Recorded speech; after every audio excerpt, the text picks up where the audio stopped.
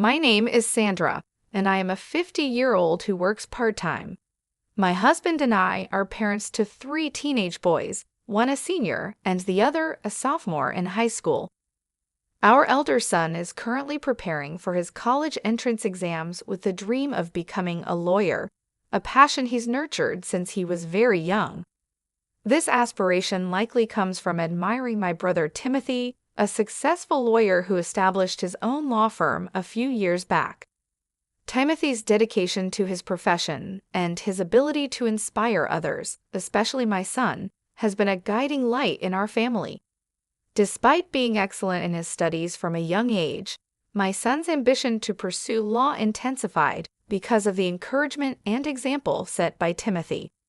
Whenever they meet, my son expresses his determination to become a lawyer, much to Timothy's delight and supportive chuckles. Timothy, who is childless and married to a woman 8 years his junior, enjoys spoiling my sons whenever he visits, creating a warm and encouraging environment for them to grow up in. Despite Timothy's wife being somewhat of an enigma to us, she's known for her eccentric personality, and rarely visits our home. We've had minimal interaction with her. Timothy and I, having lost our parents early in life, have always had a close bond.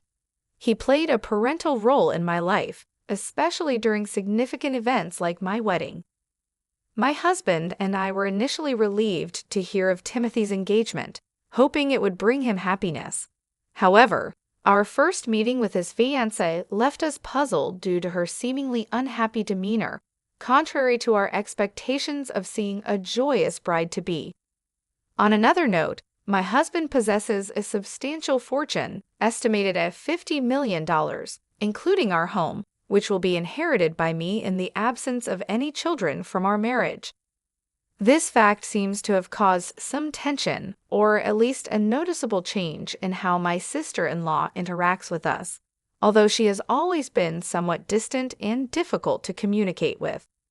This complex web of family relationships, aspirations, and the dynamics of inheritance paints a picture of our lives, filled with both ambition and the peculiar challenges that come with interpersonal relationships within a family. In the presence of my brother and his fiancée, I commented on how wonderful they seemed together, a gesture of goodwill and support on what was a significant moment for them. However, once back in the privacy of my home with my husband, I felt free to express the doubts that lingered in my mind. I couldn't help but wonder why my brother's fiancée appeared so markedly unhappy, especially now that their marriage was official. My husband shared my concerns, echoing my sentiments with a note of worry. He remarked on her lack of joyfulness, a quality one might expect in someone just married. My brother, a successful lawyer with his own firm, had recently purchased a house, prompting a visit from our family to celebrate the new milestone. The house was as impressive as I had anticipated, a testament to my brother's achievements. Yet during our visit, the absence of my sister-in-law was palpable. My husband, ever the joker, teased my brother about his wife's absence, asking if she had left him already. The joke, intended to be lighthearted, fell flat as we observed my brother's somber reaction. He explained that his wife often returned to her parents' home for various reasons, and on this occasion, it was to celebrate her mother's birthday. The mood shifted unexpectedly when my brother, with a seriousness that was uncharacteristic, inquired if we would consider allowing him to adopt one of our children should he and his wife be unable to have their own. The question was so sudden and so grave that I found myself speechless, unable to process the request. My husband, perhaps in an attempt to diffuse the tension, responded with laughter, suggesting that such decisions could be discussed in the future. His casual dismissal did not ease my concerns. Instead, I found myself preoccupied with thoughts of what this meant for my brother's marriage and the well-being of his relationship with his wife. Over the years, the absence of my sister-in-law from family gatherings became a norm, to the extent that her existence seemed almost an afterthought. Conversations about her or inquiries into her well-being were carefully avoided, creating an unspoken agreement not to broach what was clearly a sensitive subject. This delicate balance was maintained until a recent celebration in honor of my eldest son's acceptance into his dream law school, during which my brother revisited the subject of adoption. This reiteration brought back all the complexities and unspoken worries that had been simmering beneath the surface of our family's interactions. The juxtaposition of my family's life, marked by milestones and celebrations, against the backdrop of my brother's unspoken struggles, painted a complex picture of familial bonds and the silent worries that often go unaddressed. Despite the joy of my son's achievement, my brother's situation reminded me of the nuanced and sometimes hidden challenges that family members face, leaving me to ponder the best way to support those we love while respecting the boundaries they set. My brother revisited a significant request with us, inquiring if we would consider allowing him to adopt one of our children. This conversation emerged from a place of need and hope, as he and his wife were unable to conceive. The question wasn't new to us. He had broached the subject previously shortly after his marriage, but the context had changed, and the urgency in his tone was palpable this time. Despite the gravity of the situation, my husband responded with a light-hearted suggestion, proposing our eldest son, who shared my brother's ambition in law, as a potential candidate. His casual demeanor belied the complexity and the enormity of the decision at hand, a decision that would undeniably alter the course of our sons' lives. Given that the prospective adoptive parent would be their uncle, the familial bond reassured me somewhat about their emotional well-being. However, my apprehensions concerning my sister-in-law's treatment towards my children, who would not be her biological offspring, lingered. Seeking clarity and assurance, I questioned my brother about his wife's stance on the adoption. His response, accompanied by a strained smile, was meant to allay my fears. He confirmed that the matter had been discussed and agreed upon between them, offering a semblance of relief, yet the decision was too significant to be made hastily. I resolved to engage my sons in this conversation, considering they were of high school age and capable of understanding the implications of such a life-altering choice. The matter was left to be deliberated further, with no immediate conclusions drawn. However, the situation took an unexpected turn a few days later when I received a distressing call from my brother's law firm, informing me of his sudden collapse due to a stroke. Upon arriving at the hospital, I was greeted by his colleagues, whose faces were etched with concern. They informed me that they had been unable to contact my sister-in-law.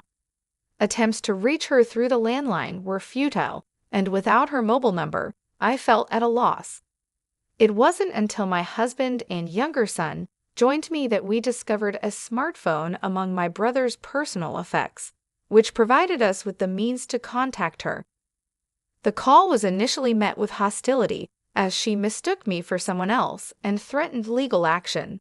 It was only when I identified myself and explained the circumstances of my brother's hospitalization that her demeanor shifted from aggressive to apologetic. Yet her reaction to the news of my brother's condition struck me as peculiarly upbeat, a reaction that seemed incongruous with the gravity of the situation. This interaction added another layer of complexity to my already conflicted feelings about the proposed adoption and the dynamics within my brother's family. The incident underscored the delicate nature of family relationships and the unforeseen challenges that often accompany them, leaving me to navigate these turbulent waters with great care and consideration for all involved. When I reached out to my sister-in-law to inform her about my brother's hospitalization, her response was chillingly indifferent. She claimed she was too busy to visit the hospital and requested to be updated on any developments, abruptly ending the call. This reaction left me perplexed and slightly dismayed, questioning what could possibly be more pressing than her husband's critical health situation. It became evident that we couldn't count on her support, compelling us to take matters into our own hands regarding my brother's care.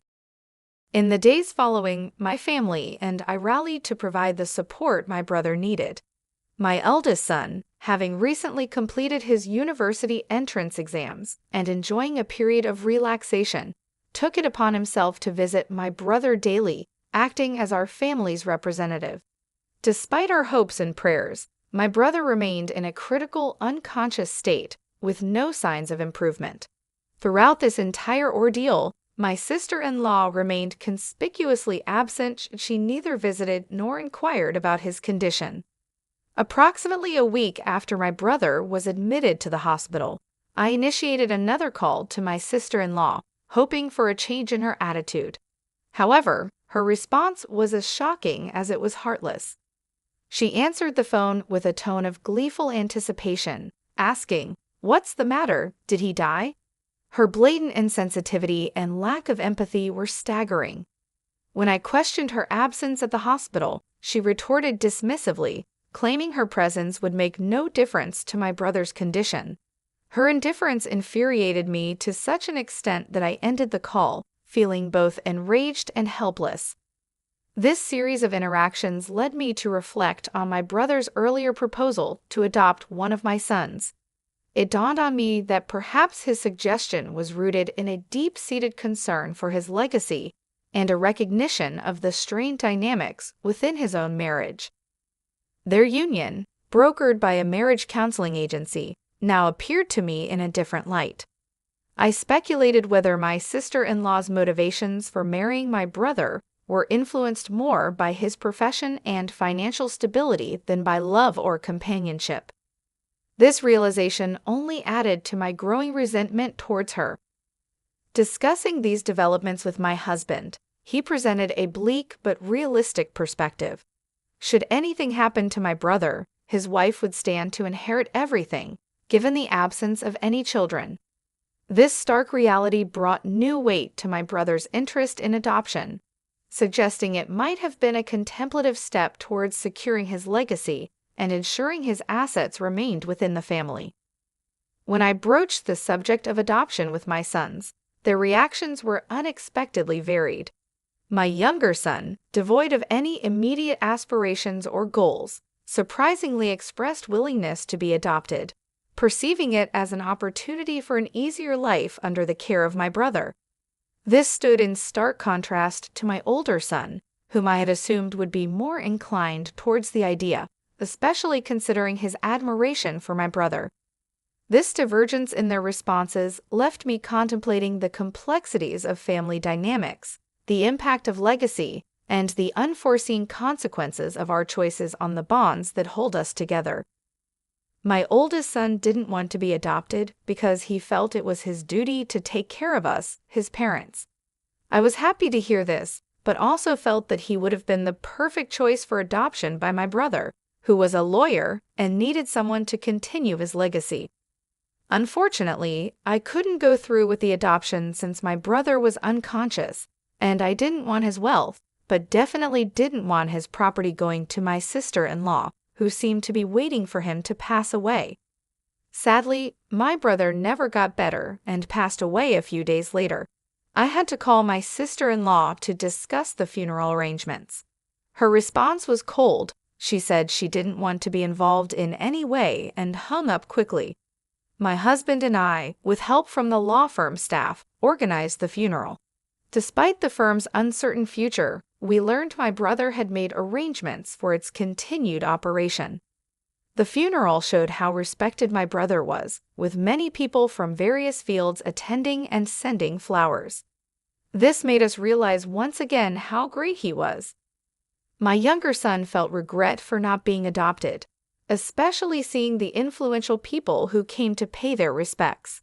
He didn't realize how amazing his uncle was.